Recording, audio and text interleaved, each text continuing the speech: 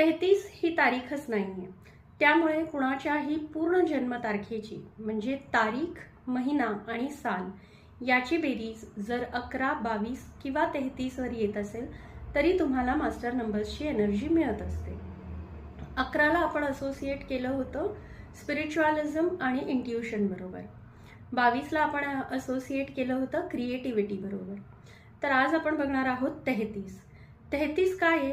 It is 3 times 11 बरोबर.